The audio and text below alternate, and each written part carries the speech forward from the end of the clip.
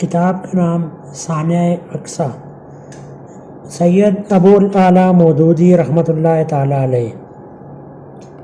سبحان الذی اسری بعبدہ لیلا من المسجد الحرام الی المسجد الاقصی الذی بارکنا حولہ لنریہ من آیاتنا انہ هو السمیع البصیر۔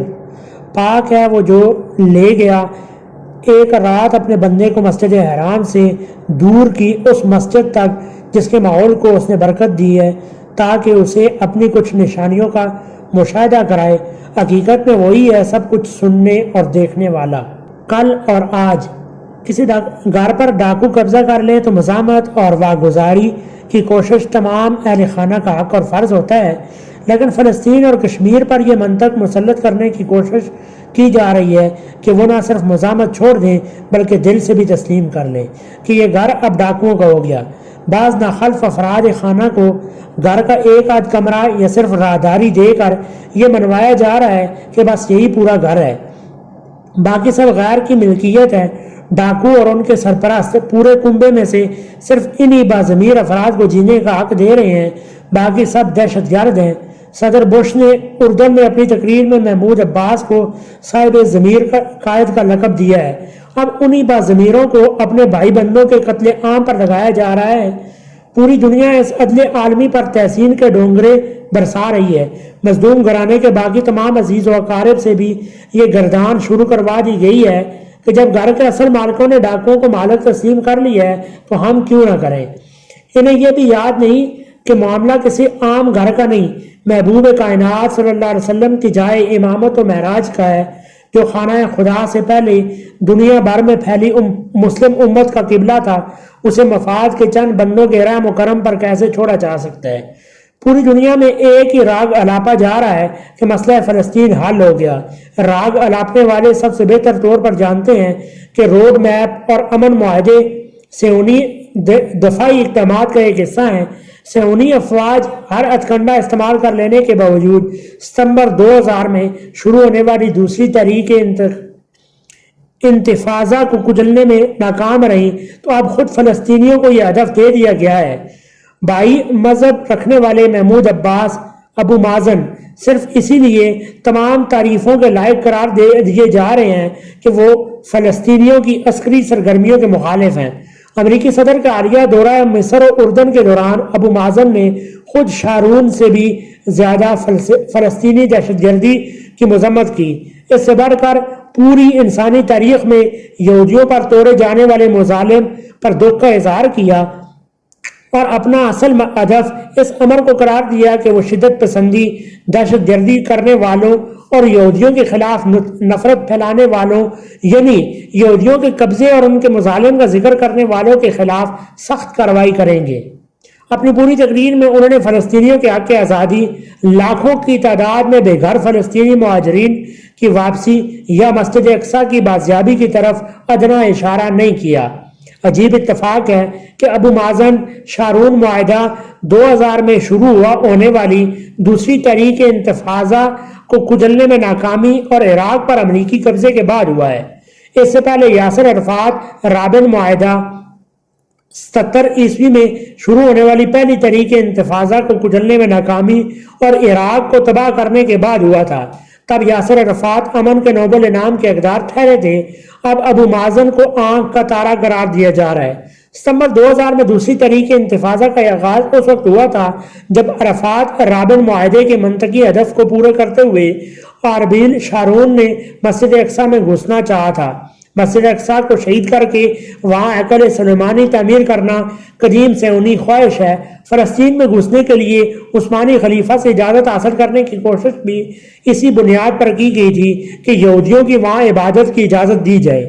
برطانوی استبداد کی چھتری تلے فلسطین میں قدم جمانے سے لے کر امریکی سرپرستی میں لاکھوں فلسطینی عوام سے ان کی شناخت اور سایہ سلب کرنے کے تمام مراحل میں یہودیوں کی اصل توجہ مسجد اقصی پر رہی۔ اقصی کو جلانے کی کوشش، نمازیوں پر فائرنگ کی لاتعداد واقعات، آثار قدیمہ کی تلاش میں مسجد اقصی کی بنیادیں کھوکھلی کرنا، تیسرے ازاریے کو ہیکل سلیمانی کی تعمیر کا خدائی عہد قرار دینا اور اب 40 سال سے کم عمر کے تمام مسلمانوں کا مسجد اقصی میں داخلہ ممنوع قرار دے دینا سب ایک ہی سلسلے کی کڑیاں ہیں۔ سینکڑوں صہیونی تنظیمیں اور ادارے ہیکل سلیمانی کی تعمیر کے لیے مالی و فنی تیاریوں میں مصروف ہیں۔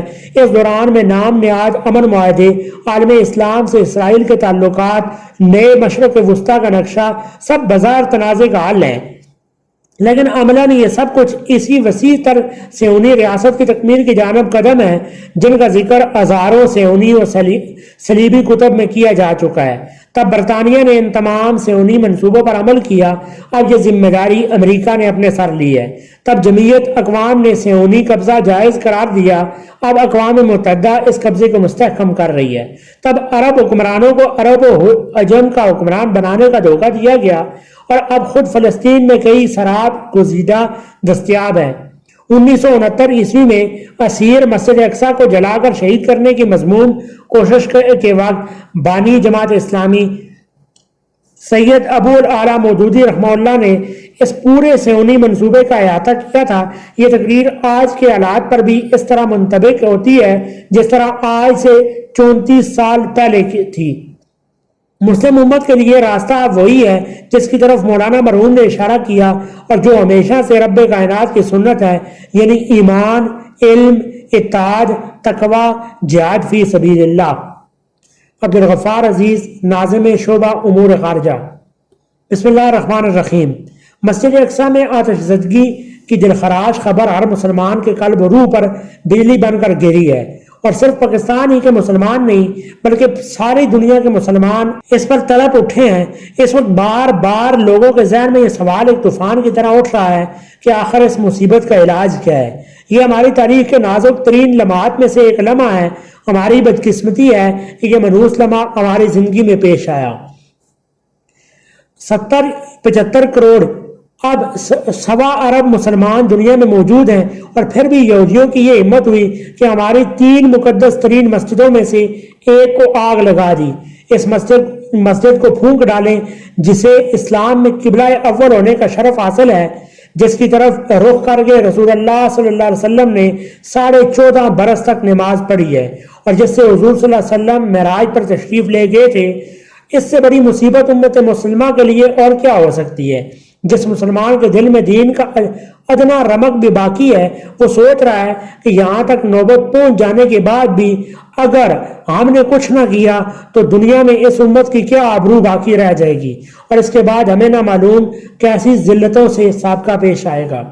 اس نازک موقع پر یہ ضروری ہے کہ ہم پہلے اس معاملے کی پوری نوعیت کو اچھی طرح سمجھ لیں، کیونکہ اسے بغیر سمجھے ہم صحیح طور پر یہ فیصلہ نہیں کر سکتے کہ ہمیں مسجد اقصی کی حفاظت کے لیے کیا کرنا چاہیے۔ اس جرم کا اصل محرک کیا ہے؟ اسرائیل نے اس واقعے کے بعد مسلمانوں کی آنکھوں میں خاک جھونکنے کی پے در پے کوششیں کی ہیں، اور اس کے لیے بڑے اوچھے طریقے اختیار کیے ہیں۔ سب سے پہلے یہ کہا گیا کہ بجلی کی تاروں میں خرابی واقع ہونے سے اتفاقاً آگ لگ گئی، لیکن پھر خود ہی ان مجرموں نے یہ محسوس کر لیا کہ یہ بات چلنے والی نہیں ہے۔ اتنی بڑی عمارت میں محض بجلی کی تاروں کی خرابی سے ایسی خوفناک آتش زدگی آخر کیسے ہو سکتی ہے؟ اس کے بعد نہایت ڈٹائی اور سخت بے حیائی کے ساتھ یہ جھوٹ گڑا گیا کہ عربوں نے خود آگ لگائی ہے۔ اس طرح کے جھوٹ کا ہم کو پہلے ہی کافی تجربہ ہے، اور ہمیں معلوم ہے کہ کس قماش کے لوگ ایسے جھوٹ گڑا کرتے ہیں۔ ابھی تھوڑی ہی مدت پہلے اسی لاہور میں ہمارے دفتر پر حملہ کر کے قرآن جلایا گیا، اور الٹا ہم پر یہ بہتان لگا دیا گیا کہ قرآن انہوں نے خود جلایا ہے۔ جس فلسفے کے تحت یہ جھوٹ گڑا گیا، اس فلسفے کے اصل مصنف یہودی ہی ہے۔ وہ یہودی دماغ ہی تھا جس نے اخلاق کا یہ اصول تصنیف کیا تھا کہ جس طریقہ سے بھی مقصد براری ہو سکے وہ برحق ہے۔ یہودیوں کو بہت جلد یہ محسوس ہو گیا کہ یہ دروغ بے فروغ بھی کارگر نہ ہوگا۔ اب ایک آسٹریلین نوجوان کو انہوں نے پکڑ لیا ہے اور دنیا کو یقین دلانا چاہتے ہیں کہ اس دیوانے نے کسی جنون کے دورے میں یہ حرکت کر ڈالی ہے، ورنہ مسجد اقصی کو منہدم کرنے کا کوئی منصوبہ اسرائیل کے پیش نظر نہیں ہے۔ ہو سکتا ہے اس نوجوان سلیمان پر مقدمہ چلا کر اور اپنے ایک خود ساختہ کمیشن کے ذریعے سے تحقیق کرا کے وہ اپنے جرم پر پردہ ڈالنے کی کوشش کریں. اس لیے میں چاہتا ہوں کہ اس مسئلے کی پوری تاریخ بیان کر دوں جس سے آپ کو یہ معلوم ہو جائے کہ یہ ایک بڑا طویل المیعاد منصوبہ ہے جو صدیوں سے چل رہا ہے اور اسی کے تحت یہ کارروائی بطور تمہید کی گئی ہے. یہودی عزائم کی تاریخ. بیت المقدس اور فلسطین کے متعلق آپ کو یہ معلوم ہونا چاہیے کہ تقریباً 1300 برس قبل مسیح میں بنی اسرائیل اس علاقے میں داخل ہوئے تھے اور وہ صدیوں کی مسلسل کشمکش کے بعد بالآخر اس پر قابض ہو گئے تھے. قدیم باشندے دوسرے لوگ تھے جن کے قبائل اور اقوام کے نام خود بائبل میں تفصیل کے ساتھ بیان کیے گئے ہیں اور بائبل ہی کی تصریحات سے ہمیں یہ معلوم ہوتا ہے کہ بنی اسرائیل نے ان قوموں کو قتل عام کر کے اس سرزمین پر اسی طرح قبضہ کیا تھا جس طرح فرنگیوں نے سرخ ہندوؤں ریڈ انڈینز کو فنا کر کے امریکہ پر قبضہ کیا. ان کا دعویٰ یہ تھا کہ خدا نے یہ ملک ان کی میراث میں دے دیا ہے، اس لیے انہیں حق پہنچتا ہے کہ اس کے اصل باشندوں کو بے دخل کر کے بلکہ ان کی نسل کو مٹا کر اس پر قابض ہو جائیں. اس کے بعد 8ویں صدی قبل مسیح میں اسیریا نے شمالی فلسطین پر قبضہ کر کے اسرائیلیوں کا بالکل قلع کما کر دیا اور ان کی جگہ دوسری قوموں کو لا بسایا جو زیادہ تر عربی النسل تھی. پھر 6 صدی قبل مسیح میں بابل کے بادشاہ بخت نصر نے جنوبی فلسطین پر قبضہ کر کے تمام یہودیوں کو جلا وطن کر دیا، بیت المقدس کی اینٹ سے اینٹ بجا دی اور ہیکل سلمانی ٹیمپل آف سولومون کو جسے 10ویں قبل مسیح میں حضرت سلیمان علیہ السلام نے تعمیر کرایا تھا اس طرح پیوند خاک کر دیا کہ اس کی ایک دیوار بھی اپنی جگہ پر قائم نہ رہی. ایک طویل المدت کی جلاوطنی کے بعد ایرانیوں کے دور حکومت میں یہودیوں کو پھر سے جنوبی فلسطین میں آ کر آباد ہونے کا موقع ملا اور انہوں نے بیت المقدس میں دوبارہ ہیکل سلیمانی کی تعمیر کی. لیکن یہ دوسرا وقفہ بھی 300-400 برس سے زیادہ دراز نہ ہوا. 70 عیسوی میں یہودیوں نے رومی سلطنت کے خلاف بغاوت کی جس کی پاداش میں بیت المقدس کے شہر اور ہیکل سلیمانی کو بالکل مسمار کر دیا گیا اور پھر ایک دوسری بغاوت کو کچل کر 135 عیسوی میں رومیوں نے پورے فلسطین سے یہودیوں کو نکال باہر کیا. اس طرح اخراج کے بعد جنوبی فلسطین میں بھی اسی طرح عربی نسل قبائل آباد ہو گئے جس طرح شمالی فلسطین میں وہ 800 برس پہلے آباد ہوئے تھے. اسلام کی آمد سے پہلے یہ پورا علاقہ عربی قوموں سے آباد تھا. بیت المقدس میں یہودیوں کا داخلہ تک رومیوں نے قانوناً ممنوع کر رکھا تھا اور فلسطین میں بھی یہودی آبادی قریب بالکل ناپید تھی. اس طریقے سے یہ بات پوری طرح واضح ہے کہ نمبر 1 یہودیوں کی ابتدائی نسل کشی جینوسائیڈ کے مرتکب ہو کر فلسطین پر زبردستی قابض ہوئے تھے. نمبر 2 شمالی فلسطین میں صرف 400-500 برس تک وہ آباد رہے. نمبر 3 جنوبی فلسطین میں ان کے قیام کی مدت زیادہ سے زیادہ 800-900 برس رہی. نمبر 4 عرب شمالی فلسطین میں 2500 سال سے اور جنوبی فلسطین میں تقریباً 2000 سال سے آباد چلے آ رہے ہیں. لیکن اس کے باوجود یہودیوں کا آج بھی یہ دعویٰ ہے کہ فلسطین ان کے باپ دادا کی میراث ہے جو خدا نے انہیں عطا فرمائی ہے اور انہیں حق پہنچتا ہے کہ اس میراث کو بزور حاصل کر کے اس علاقے کے قدیم باشندوں کو اس طرح نکال باہر کریں اور خود ان کی جگہ بس جائیں جس طرح 1300 برس قبل مسیح میں انہوں نے کیا تھا. 2000 برس سے دنیا بھر کے یہودی ہفتے میں 4 مرتبہ یہ دعائیں مانگتے رہے ہیں کہ بیت المقدس پھر ہمارے ہاتھ آئے اور ہم ہیکل سلیمانی کو پھر تعمیر کریں. ہر یہودی گھر میں مذہبی تقریبات کے موقع پر اس تاریخ کا پورا ڈرامہ کھیلا جاتا ہے کہ ہم مصر سے کس طرح نکلے اور فلسطین میں کس طرح سے آباد ہوئے اور کیسے بابل والے ہم کو لے گئے اور ہم کس طرح سے فلسطین سے نکالے گئے اور تتر بتر ہوئے. اس طرح یہودیوں کے بچے کے دماغ میں یہ بات 20 صدیوں سے بٹھائی جا رہی ہے کہ فلسطین تمہارا ہے اور تمہیں واپس ملنا ہے اور تمہارا مقصد زندگی یہ ہے کہ تم بیت المقدس میں ہیکل سلیمانی کو پھر تعمیر کرو. 12ویں صدی عیسوی کے مشہور یہودی فلسفی موسیٰ بن میمون نے اپنی کتاب شریعت یہود دا کوڈ آف جوئش لا میں صاف صاف لکھا ہے کہ ہر یہودی نسل کا یہ فرض ہے کہ وہ بیت المقدس میں ہیکل سلیمانی کو از سر نو تعمیر کرے.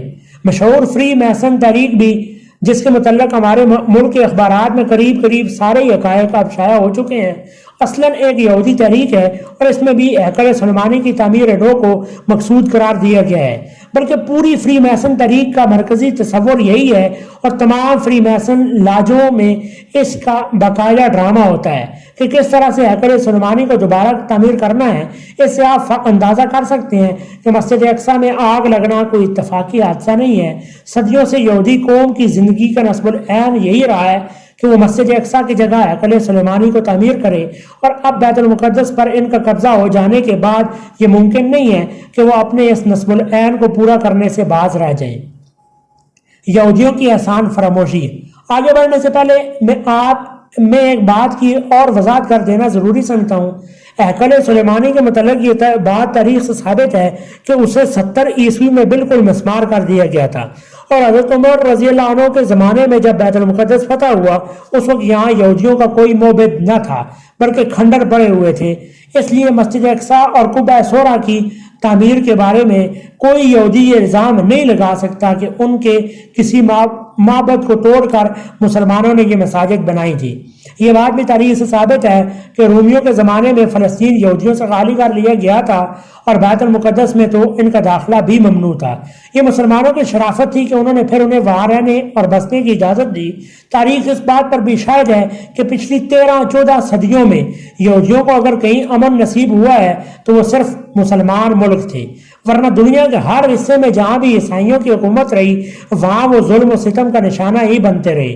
یہودیوں کے اپنے مورخین اعتراف کرتے ہیں کہ ان کی تاریخ کا سب سے زیادہ شاندار دور وہ تھا جب وہ اندلس میں مسلمانوں کی رعایا کی حیثیت سے آباد تھے۔ یہ دیوار گریا جس کو آج یہودی اپنی سب سے بڑی مقدس یادگار سمجھتے ہیں، یہ بھی مسلمانوں ہی کی عنایت سے انہیں ملی تھی۔ بمبئی سے اسرائیل حکومت کا ایک سرکاری بلیٹن نیوز فرام اسرائیل شائع ہوتا ہے۔ اس کی 1 جولائی 1967 کی اشاعت میں یہ بیان کیا گیا ہے کہ دیوار گریا پہلے ملبے اور کوڑے کرکٹ میں دبی ہوئی تھی اور اس کا کوئی نشان تک لوگوں کو معلوم نہ تھا۔ 16ویں صدی عیسوی میں سلطان سلیم عثمانی کو اتفاقاً اس کے وجود کا علم ہوا اور اس نے اس جگہ کو صاف کر کے یہودیوں کو اس کی زیارت کی اجازت عطا کی۔ لیکن یہودی ایک ایسی احسان فراموش قوم ہے کہ وہ مسلمانوں کی شرافت، فیاضی اور حسن سلوک کا بدلہ آج اس شکل میں ان کو دے رہی ہے۔ یہودیوں کی منصوبہ بندی۔ اب میں مختصر طور پر آپ کو بتاؤں گا کہ ان ظالموں نے کس طرح باقاعدہ منصوبہ بندی کر کے فلسطین اور بیت المقدس پر قبضہ کرنے کے لیے کام کیا ہے۔ سب سے پہلے ان کے ہاں ایک تحریک شروع ہوئی کہ مختلف علاقوں سے یہودی ہجرت کر کے فلسطین میں جا کر آباد ہوں اور وہاں زمینیں خریدی شروع کریں۔ چنانچہ 1880 سے اس مہاجرت کا سلسلہ شروع ہوا اور زیادہ تر مشرقی یورپ سے یہودی خاندان وہاں منتقل ہونے لگے۔ اس کے بعد مشہور یہودی لیڈر تھیوڈر اور ہرتزل نے 1897 میں صہیونی تحریک زیونسٹ موومنٹ کا باقاعدہ آغاز کیا اور اس میں اس بات کو مقصود قرار دیا گیا کہ فلسطین پر دوبارہ قبضہ حاصل کیا جائے اور ہیکل سلیمانی کی تعمیر کی جائے۔ یہودی سرمایہ داروں نے اس غرض کے لیے بڑے پیمانے پر مالی امداد فراہم کی کہ فلسطین منتقل ہونے والے یہودی خاندان وہاں زمینیں خریدیں اور منظم طریقے سے اپنی بستیاں بسائیں۔ پھر 1901 میں ہرتزل نے سلطان عبدالحمید خان سلطان ترکی کو باقاعدہ یہ پیغام بھجوایا کہ یہودی ترکی کے تمام قرضے ادا کرنے کو تیار ہیں، آپ فلسطین کو یہودیوں کا قومی وطن بنانے کی اجازت دے دیں۔ مگر سلطان عبدالحمید خان نے اس پیغام پر تھوک دیا اور صاف کہہ دیا، جب تک میں زندہ ہوں اور جب تک ترکی سلطنت موجود ہے اس وقت تک اس کا کوئی امکان نہیں ہے کہ فلسطین یہودیوں کے حوالے کیا جائے۔ تمہاری ساری دولت پر میں تھوکتا ہوں۔ جس شخص کے پاس ہاتھ یہ پیغام بھیجا گیا اس کا نام تھا خام سراسو افندی۔ یہ سالوینیکا کا یہودی باشندہ تھا اور ان یہودی خاندانوں میں سے تھا جو اسپین سے نکالے جانے کے بعد ترکی میں آباد ہوئے تھے۔ ترکی رہا ہونے کے باوجود اس نے یہ جرأت کی کہ سلطان ترکی کے دربار میں پہنچ کر فلسطین کو یہودیوں کے حوالے کرنے کا مطالبہ پیش کرے۔ اس پر بس نہیں بلکہ سلطان عبدالحمید خان کا جواب سن کر ہرتزل کی طرف سے ان کو صاف صاف یہ دھمکی دے دی گئی کہ تم اس کا برا نتیجہ دیکھو گے۔ چنانچہ اس کے بعد فوراً ہی سلطان عبدالحمید کی حکومت کا تختہ الٹنے کی سازشیں شروع ہو گئیں، جن میں فری میسن، دوما اور وہ مسلمان جو نوجوان شریک تھے جو مغربی تعلیم کے زیر اثر آ کر ترکی قوم پرستی کے علمبردار بن گئے تھے، ان لوگوں نے ترکی فوج میں اپنے اثرات پھیلائے اور 7 سال کے اندر ان کی سازشیں پختہ ہو کر اس منزل پر پہنچ گئی کہ سلطان عبدالحمید کو معزول کر دیں۔ اس موقع پر جو انتہائی عبرتناک واقعہ پیش آیا وہ یہ تھا کہ 1908 میں جو 3 آدمی سلطان کی معزولی کا پروانہ لے کر ان کے پاس گئے تھے، ان میں 2 ترک تھے اور تیسرا وہی خاخام قرۂ سو آفندی تھا جس کے ہاتھ ارتزل نے سلطان فلسطین کو یہودیوں کے حوالے کرنے کا مطالبہ سلطان کے پاس بھیجا تھا۔ مسلمانوں کی بغیرتی کا اس سے اندازہ کیجئے کہ اپنے سلطان کے معزولی کا پروانہ بھیجتے بھی ہیں تو ایک ایسے یہودی کے ہاتھ جو 7 ہی برس پہلے اسی سلطان کے پاس فلسطین کی حوالگی کا مطالبہ لے کر گیا تھا اور اس سے سخت جواب سن کر آیا تھا۔ ذرا تصور کیجئے سلطان کے دل پر کیا گزری ہوگی جب وہی یہودی ان کی معزولی کا پروانہ لیے ہوئے ان کے سامنے کھڑا تھا۔ ترکی اور عربی قوم پرستی کا تصادم۔ اسی زمانے میں ایک دوسری سازش بھی زور و شور سے چل رہی تھی جس کا مقصد ترکی سلطنت کے ٹکڑے اڑانا تھا، اور اس سازش میں بھی مغربی سیاستکاروں کے ساتھ ساتھ یہودی دماغ ابتدا سے کار فرما رہا۔ ایک طرف ترکوں میں یہ تحریک اٹھائی گئی کہ وہ سلطنت کی بنیاد اسلامی اخوت کے بجائے ترکی قوم پرستی پر رکھیں، حالانکہ ترکی سلطنت میں صرف ترک ہی آباد نہیں تھے بلکہ عرب اور کرد اور دوسری نسلوں کے مسلمان بھی تھے۔ ایسی سلطنت کو صرف ترکی قوم کی سلطنت قرار دینے کے صاف معنی یہ تھے کہ تمام غیر ترک مسلمانوں کی ہمدردیاں ان کے ساتھ ختم ہو جائیں۔ دوسری طرف عربوں کو عربی قومیت کا سبق پڑھایا گیا اور ان کے دماغ میں یہ بات بٹھائی گئی کہ وہ ترکوں کی غلامی سے آزاد ہونے کی جدوجہد کریں۔ عربوں میں اس عرب قوم پرستی کا فتنہ اٹھانے والے عیسائی عرب تھے۔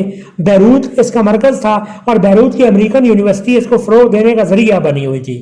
اس طرح ترکوں اور عربوں میں بیک وقت 2 متضاد قسم کی قوم پرستیاں ابھاری گئیں اور ان کو یہاں تک بھڑکایا گیا کہ 1914 میں جب پہلی جنگ عظیم برپا ہوئی تو ترک اور عرب ایک دوسرے کے رفیق ہونے کے بجائے دشمن اور خون کے پیاسے بن کر سامنے سامنے کھڑے ہو گئے۔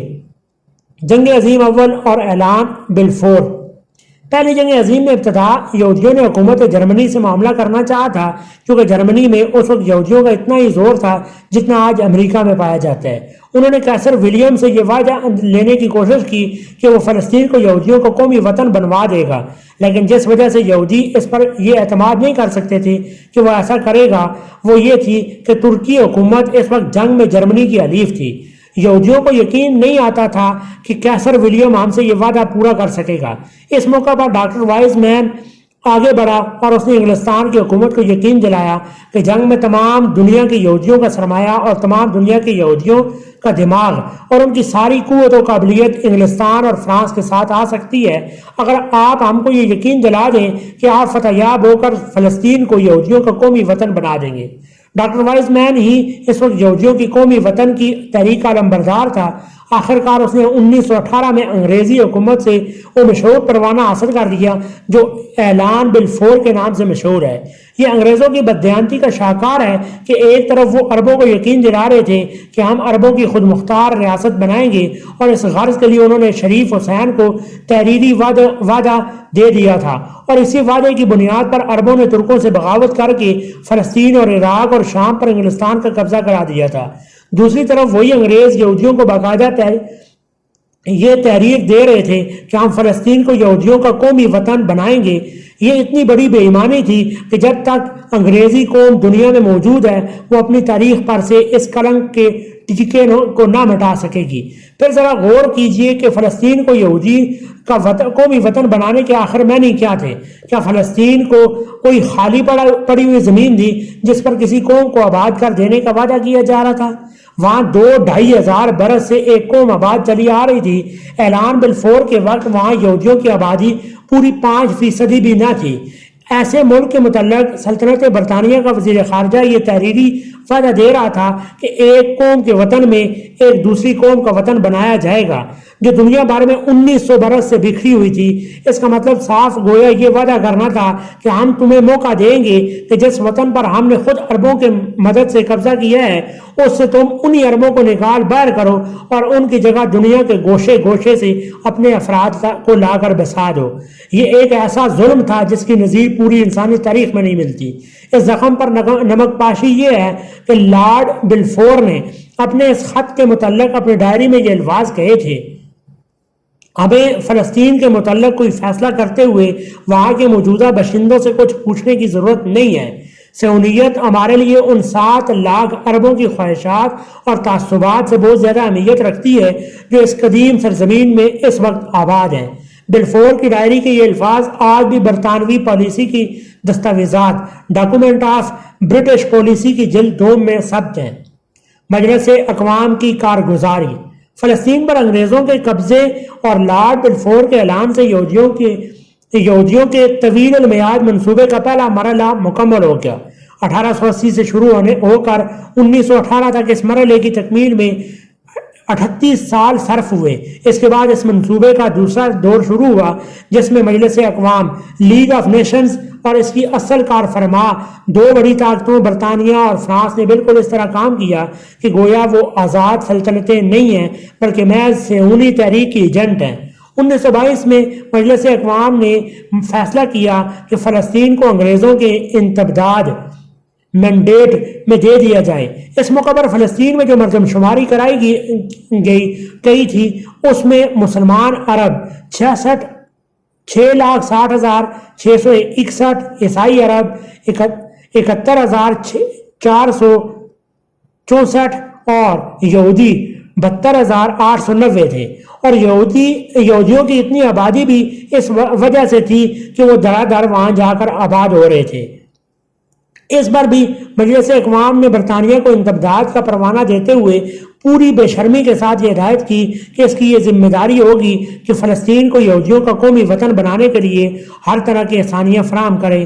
صہیونی تنظیم کو سرکاری طور پر باقاعدہ تسلیم کر کے اسے نظم و نسق میں شریک کرے اور اس کے مشورے اور تعاون سے یہودی قومی وطن کی تجویز کو عملی جامہ پہنائے۔ اس کے ساتھ وہاں کے قدیم اور اصل باشندوں کے لیے صرف اتنی ہدایت پر اکتفا کیا گیا کہ ان کے مذہبی اور مدنی سول حقوق کا تحفظ کیا جائے۔ سیاسی حقوق کا اس میں سرے سے کوئی ذکر نہ تھا۔ یہ تھا اس مجلس اقوام کا انصاف جسے دنیا میں امن قائم کرنے کا نام لے کر وجود میں لایا گیا تھا۔ اس نے یہودیوں کو باہر سے لا کر بسانے والوں کو تو سیاسی اقتدار میں شریک کر دیا اور ملک کے اصل باشندوں کو اس کا مستحق بھی نہ سمجھا، اور ان کے سیاسی حقوق کو برائے نام بھی تذکرہ کر دیا جاتا۔ اس سے آپ اندازہ کر سکتے ہیں کہ اس وقت دنیا کی بڑی بڑی حکومتوں اور مجلس اقوام میں یہودیوں نے کتنے اثرات پیدا کر لیے تھے جن کی بدولت فلسطین کو انگریزوں کے انتبداد میں دیتے ہوئے یہ ہدایت جاری کی گئی تھی۔ انگریزی انتداب کا کارنامہ: یہ انتداب حاصل کرنے کے بعد یہودیوں کو فلسطین میں لا کر بسانے کا باقاعدہ سلسلہ شروع کر دیا گیا۔ فلسطین کا پہلا برطانوی ہائی کمشنر سر ہربرٹ سیمویل خود ایک یہودی تھا۔ صہیونی تنظیم کو عملاً حکومت کے نظم و نسق میں شریک کیا گیا اور اس کے سپورٹ نہ صرف تعلیم اور زراعت کے محکمے کیے گئے بلکہ بیرونی ممالک سے لوگوں کے داخلے، سفر اور قومیت کے معاملات بھی اس کے حوالے کر دیے گئے۔ ایسے قوانین بنائے گئے جن کے ذریعے سے باہر کے یہودیوں کو فلسطین میں آ کر زمینیں حاصل کرنے کی پوری سہولتیں دی گئی۔ مزید برآں ان کو زمینیں کاشت کرنے کے لیے قرضوں اور تقاضی اور دوسری سہولتوں سے بھی نوازا گیا۔ عربوں پر بھاری ٹیکس لگائے گئے اور ٹیکسوں کے بقایا پر ہر بہانے سے عدالتوں نے زمینیں ضبط کرنے کی ڈگریاں دینی شروع کر دیں۔ ضبط شدہ زمینیں یہودیوں کے ہاتھ فروخت کی گئیں اور سرکاری زمینوں کے بڑے بڑے رقبے یہودی نو آبادکاروں کو کہیں مفت اور کہیں برائے نام پٹے پر دیے گئے۔ بعض مقامات پر کسی نہ کسی بہانے پر پورے گاؤں صاف کر دیے گئے اور وہاں یہودی بستیاں بسائی گئیں۔ ایک علاقے میں تو 8,000 عرب کاشتکاروں اور زراعتی کارکنوں کو 50,000 ایکڑ زمین سے حکماً بے دخل کر دیا گیا اور ان کو فی کس 3 پاؤنڈ 10 شلنگ دے کر چلتا کر دیا گیا۔ ان تدبیروں سے 18 سال کے اندر یہودی آبادی میں غیر معمولی اضافہ ہوا اور 1922 میں وہ 82,000 سے کچھ زائد تھے اور 1939 میں ان کی تعداد 4.5 لاکھ تک پہنچ گئی۔ اس سے صاف ظاہر ہے کہ انگریز فلسطین میں صرف صہیونیت کی خدمات انجام دیتے رہے اور ان کے ضمیر نے ایک دن بھی ان کو یہ احساس نہ دلایا کہ کسی ملک کی حکومت پر اس کے اصل باشندوں کے حق بھی کچھ حقوق ہوتے ہیں جن کی نگہداشت کرنا ان کی اخلاقی ذمہ داری ہے۔ جنگ عظیم دوم کے زمانے میں معاملہ اس سے بھی آگے بڑھ گیا۔ ہٹلر کے مظالم سے بھاگنے والے یہودی ہر قانونی اور غیر قانونی طریقے سے بے تحاشا فلسطین میں داخل ہونے لگے۔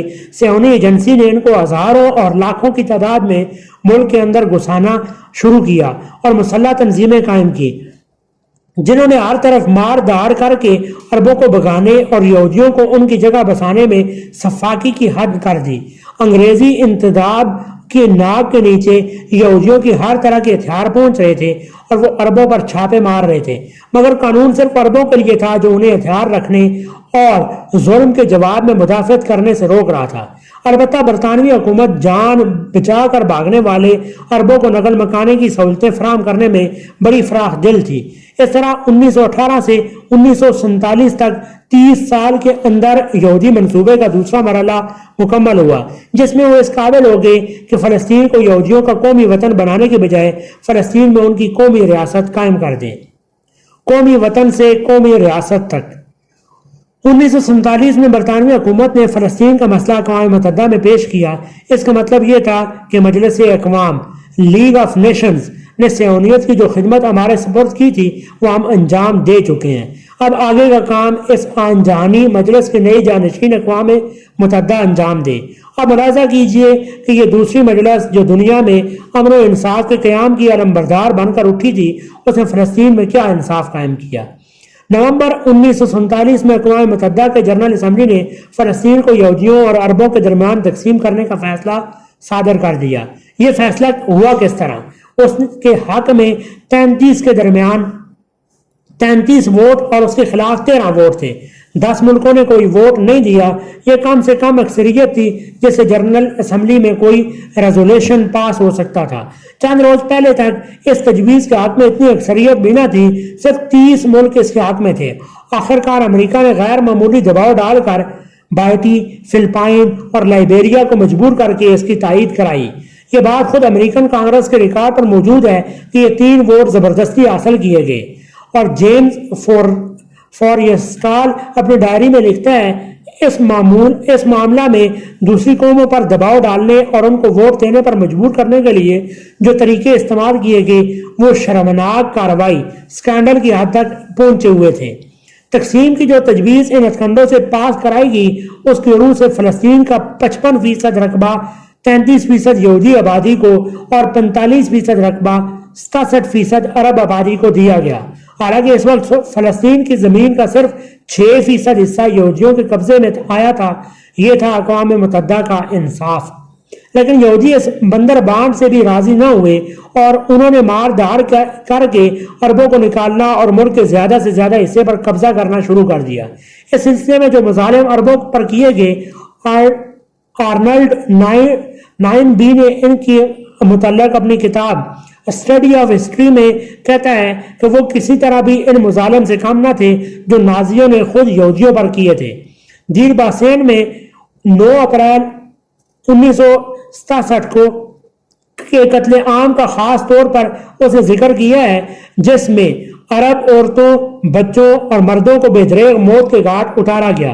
عرب عورتوں اور لڑکیوں کو برہنہ جلوس سڑکوں پر نکالا گیا اور یہودی موٹروں پر لاؤڈ سپیکر لگا کر جگہ جگہ یہ اعلان کرتے پھرے کہ ہم نے دیر یاسین کی عرب آبادی کے ساتھ یہ اور یہ کیا ہے۔ اگر تم نہیں چاہتے کہ تمہارے ساتھ بھی یہی کچھ ہو تو یہاں سے نکل جاؤ۔ ہر شخص سوچ سکتا ہے کہ کیا یہ کسی ایسی قوم کا کارنامہ ہو سکتا ہے جس میں رمق برابر بھی شرافت و انسانیت موجود ہو۔ ان حالات کے دوران میں 14 مئی 1967 کو عین اسی وقت جب اقوام متحدہ کی جنرل اسمبلی فلسطین کے مسئلے پر پھر بحث کر رہی تھی، یہودی ایجنسی نے رات کے 10 بجے اسرائیلی ریاست کے قیام کا باقاعدہ اعلان کر دیا اور سب سے پہلے سب سے پہلے امریکہ اور روس نے آگے بڑھ کر اس کو تسلیم کیا، حالانکہ اس وقت تک اقوام متحدہ نے یہودیوں کو فلسطین میں اپنی قومی ریاست قائم کرنے کا مجاز نہ کیا تھا۔ اس اعلان کے وقت تک 6 لاکھ سے زیادہ عرب گھر سے بے گھر کیے جا چکے تھے، اور اقوام متحدہ کی تجویز کے بالکل خلاف یروشلم، بیت المقدس کے آدھے سے زیادہ حصے پر اسرائیل قبضہ کر چکا تھا۔ ریاست اسرائیل کے قیام کا اعلان ہونے کے بعد گرد و پیش کی عرب ریاستوں نے بے سہارا عرب آبادی کو مار داڑ اور لوٹ مار سے بچانے کے لیے مداخلت کی، اور ان کی فوجیں فلسطین میں داخل ہو گئی، لیکن یہودی اس وقت اتنے طاقتور ہو چکے تھے کہ یہ سب ریاستیں مل کر بھی ان کا کچھ نہ بگاڑ سکی، بلکہ جب نومبر 1948 میں اقوام متحدہ نے جنگ بندی کا فیصلہ کیا، اس وقت فلسطین کے رقبے کا 77% سے بھی کچھ زیادہ حصہ یہودیوں کے قبضے میں جا چکا تھا۔ سوال یہ ہے، یہودیوں کو اتنی جنگی طاقت کس نے فراہم کر کے دی تھی کہ 5 عرب ریاستوں کی متحدہ طاقت بھی ان کا مقابلہ نہ کر سکی؟ اس طاقت کے فراہم کرنے میں سرمایہ داری نظام اور اشتراکی نظام دونوں شریک تھے، اور سب سے زیادہ ہتھیار اس جنگ کے لیے چیکو سلوواکیہ سے آئے تھے، جو آج خود ظلم و ستم کا شکار ہے۔ اقوام متحدہ میں بھی جو محنتیں اس زمانے میں ہوئی، ان کا ریکارڈ شاید ہے کہ یہودیوں کی حمایت اور عربوں کی مخالفت میں مغربی سرمایہ دارانہ نظام اور اشتراکی نظام دونوں کے علمبردار ایک دوسرے سے بازی لے جانے کی کوشش کر رہے تھے، اور یہ کہنا مشکل تھا کہ ان میں سے کون یہودیوں کا زیادہ حامی ہے۔ یہودی منصوبے کا تیسرا مرحلہ۔ اس کے بعد یہودی منصوبے کا تیسرا مرحلہ شروع ہوا، جو 19 سال کے اندر جون 1967 کی جنگ میں بیت المقدس اور پورے باقی ماندہ فلسطین اور پورے جزیرہ نما سینا اور سرحد شام کی بالائی پہاڑیوں پر اسرائیل کے قبضے تکمیل کو پہنچا۔ نومبر 1948 میں اسرائیلی ریاست کا رقبہ 8,993 مربع میل تھا۔ جون 1948 کی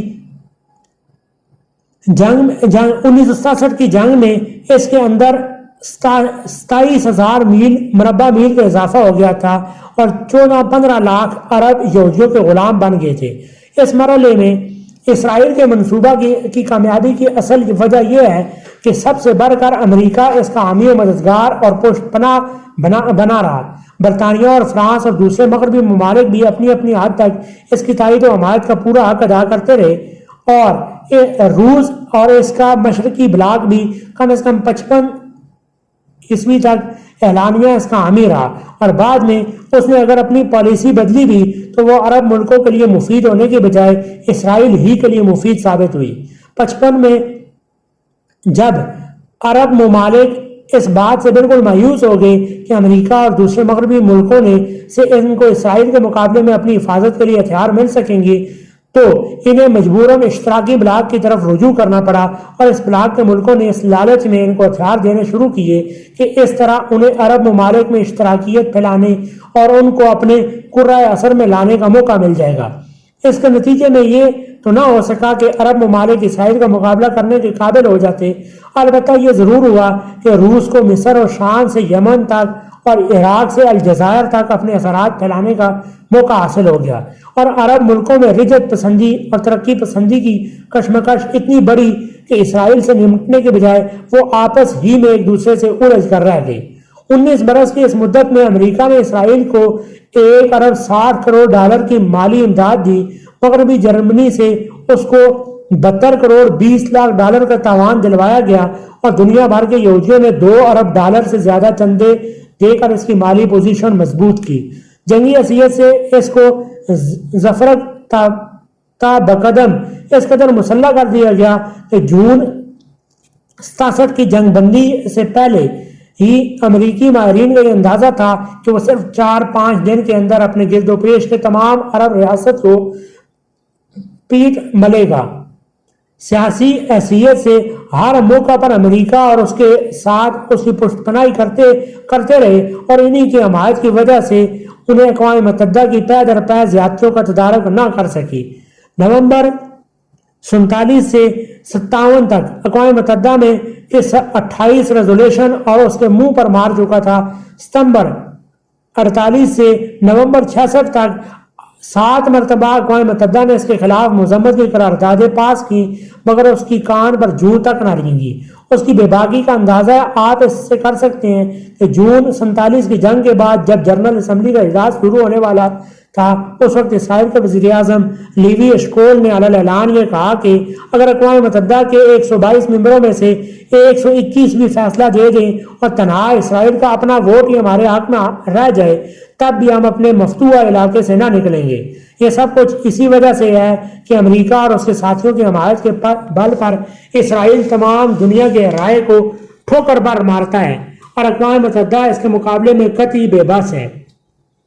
امریکہ کی دلچسپی اسرائیل کے ساتھ کتنی بڑی ہوئی ہے، اس کو جاننے کے لیے آپ ذرا اس رویے پر ایک نگاہ ڈالیں جو جون 47 کی جنگ کے موقع پر اس نے اختیار کیا تھا۔ جنگ سے ایک ہفتہ پہلے امریکی فوج کے جوائنٹ چیف آف سٹاف کے صدر جنرل ویلر نے صدر جانسن کو اطمینان دلایا کہ اگر اسرائیل بڑھ کر پہلے ایک کامیاب ہوائی حملہ کر دے تو پھر زیادہ سے زیادہ 3-4 دن کے اندر عربوں کو مار لے گا، لیکن اس رپورٹ کے پر بھی جانسن صاحب پوری طرح مطمئن نہ ہو سکے اور انہوں نے CIA کے چیف رچرڈ ہیلمز سے رپورٹ طلب کی۔ جب انہوں نے بھی ویلر کے اندازوں کی توثیق کر دی تو جانسن صاحب نے روس سے رجوع کر کے یہ اطمینان حاصل کیا کہ وہ عربوں کی مدد کے لیے عملاً کوئی مداخلت نہ کرے گا۔ اس کے بعد کہیں جا کر اسرائیل پر وہی نازل ہوئی کہ اب عرب ملکوں پر حملہ کر دینے کا مناسب موقع آ گیا ہے۔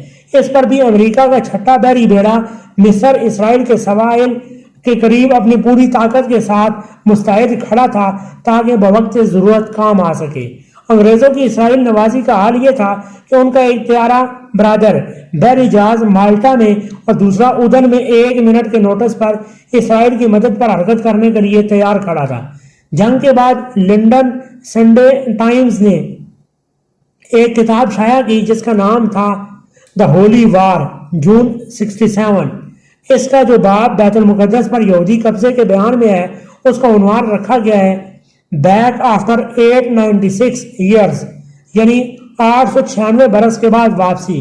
اب یہ ظاہر ہے کہ 896 سال پہلے بیت المقدس پر سے صلیبی عیسائیوں کا قبضہ اٹھا تھا، نہ کہ یہودیوں کا۔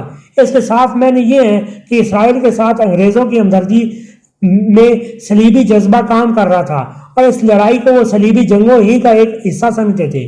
روس کی عرب دوستی کا حال یہ تھا کہ جس صبح کو مصر کے ہوائی اڈوں پر اسرائیل کا حملہ ہونے والا تھا اسی کی رات کو روس نے صدر ناصر کو اطمینان دلایا تھا کہ کوئی حملہ ہونے والا نہیں ہے۔ یہ ویسے ہی یقین دہانی تھی جیسی ستمبر 65 میں ہم کو کرائی گئی تھی کہ ہندوستان میں بین الاقوامی سرحد پار نہ کرے گا۔ عربوں کے ساتھ روس کے رویے پر یوگوسلاویا کے ایک ڈپلومیٹ کا یہ تبصرہ بڑا سبق آموز ہے کہ ایک بڑی طاقت جب تمہارا ساتھ چھوڑتی ہے تو وہ تم کو پیراشوٹ کے بغیر ہوائی جہاز سے گرا دیتی ہے۔ یہ ہیں وہ اسباب جن کی وجہ سے یہودیوں کا تیسرا منصوبہ بھی کامیاب ہو گیا اور بیت المقدس سمیت پوری فلسطین جزیرہ نما سینا سمیت ان کے ہاتھ آ گیا۔ یہودیوں کا چوتھا منصوبہ۔ اب در حقیقت جس چیز سے دنیا اسلام کو سابقہ درپیش ہے وہ یہودیوں کا چوتھا اور آخری منصوبہ ہے جس کے لیے 2000 سال سے بہتاب تھے اور جس کی خاطر وہ 90 سال سے باقاعدہ ایک اسکیم کے مطابق کام کرتے رہے ہیں۔ اس منصوبہ کے اہم ترین اجزاء 2 ہیں۔ ایک یہ کہ مسجد اقصی اور قبہ صخر کو ڈھا کر ہیکل سلیمانی پھر سے تعمیر کیا جائے کیونکہ اس کی تعمیر ان دونوں مقدمات مقدسہ کو ڈھائے بغیر نہیں ہو سکتی۔ دوسرا یہ کہ اس پورے علاقے پر قبضہ کیا جائے جسے اسرائیل اپنی میراث سمجھتا ہے۔ میں چاہتا ہوں کہ اس منصوبے کے ان دونوں اجزاء کو ہر مسلمان اچھی طرح سمجھ لے۔ جب تک پہلے جزو کا تعلق ہے اسرائیل اسے عملی جامہ پہنانے پر اسی وقت قادر ہو چکا تھا جب بیت المقدس پر اس کا قبضہ ہوا تھا، لیکن 2 وجوہ سے وہ اب تک اس کام میں تعامل کرتا رہا ہے۔ ایک وجہ یہ ہے کہ اسے اور اس کے سرپرست امریکہ کو دنیا اسلام کے شدید رد عمل کا اندیشہ ہے۔ دوسرا یہ کہ خود یہودیوں کے اندر مذہبی بنیاد پر اس مسئلے میں اختلاف برپا ہے۔ ان کے ایک گروہ کا عقیدہ یہ ہے کہ ہیکل کی تعمیر مسیح ہی آ کر کرے گا، جب تک وہ نہ آئے گا ہمیں انتظار کرنا چاہیے۔ یہ ان کے قدامت پسند گروہ کا خیال ہے۔ دوسرا گروہ جو جدت پسند ہے اور جس کے ہاتھ میں دراصل اس وقت اسرائیل کے اقتدار کے باغے ہیں، کہتا ہے کہ قدیم بیت المقدس اور دیوار گریات پر قبضہ ہو جانے کے بعد ہم دور مسیح میں داخل ہو چکے ہیں۔ یہی بات یہودی فوج کے چیف ری نے تورات ہاتھ میں لے کر اس روز کہہ دی تھی جب بیت المقدس کی فتح کے بعد وہ دیوار گڑیا کے سامنے کھڑا تھا۔ اس کے الفاظ یہ تھے کہ آج ہم ملت یہود کے لیے دور مسیحی میں داخل ہو رہے ہیں۔ انہی دو وجوہ سے مسجد اقصی کو یک لخت ڈھا دینے کے بجائے تمہید کے طور پر اس کو آگ لگائی گئی ہے، تاکہ ایک طرف دنیا اسلام کا رد عمل دیکھ لیا جائے، دوسری طرف یہودی قوم کو آخری کارروائی کے لیے بتدریج تیار کیا جائے۔ دوسرا جزو اس منصوبے کا یہ ہے کہ میراث کے ملک پر قبضہ کیا جائے۔ یہ میراث کا ملک کیا ہے؟ اسرائیل کی پارلیمنٹ کی پیشانی پر یہ الفاظ کندہ ہیں: اے اسرائیل، تیری سرحدیں نیل سے فرات تک ہیں۔ دنیا میں صرف ایک اسرائیل ہی ایک ایسا ملک ہے جس نے کھلم کھلا دوسری قوموں کے ملک پر قبضہ کرنے کا ارادہ عین اپنی پارلیمنٹ کی عمارت پر ثبت کر رکھا ہے۔ کسی دوسری ملک نے اس طرح اعلانیہ اپنی جارحیت کا ارادوں کا اظہار نہیں کیا ہے۔ اس منصوبے کی جو تفصیل سے انہی تحریک کے شائع کردہ نقشے میں دی گئی ہے، اس کی روح سے اسرائیل جن علاقوں پر قبضہ کرنا چاہتا ہے اس میں دریائے نیل تک مصر، پورا اردن، پورا شام، پورا لبنان، عراق کا بڑا حصہ، ترکی کا جنوبی علاقہ، اور جگر تھام کر سنیے کہ مدینہ منورہ تک حجاز کا پورا بلائی علاقہ شامل ہے۔ اگر دنیا عرب اس طرح کمزور رہی جیسی آج ہے اور خدا نخواستہ دنیا اسلام کا رد عمل بھی مسجد اقصی کی آتش زدگی پر کوئی زیادہ مؤثر ثابت نہ ہو سکا، تو پھر حاکم بدان ایک دن ہمیں وہ بھی دیکھنا پڑے گا جب یہ دشمنان اسلام اپنے ناپاک ارادوں کو پورا کرنے کے لیے پیش قدمی کر بیٹھیں گے۔ پس چا باید کرد۔ حضرات، اتنی تفصیل میں نے اس لیے بیان کی ہے کہ پیش نظر مسئلے کی پوری نوعیت، نزاکت اور اہمیت اچھی طرح سمجھ لی جائے۔ جو کچھ میں نے عرض کیا ہے اس سے چند باتیں بخوبی واضح ہو جاتی ہیں۔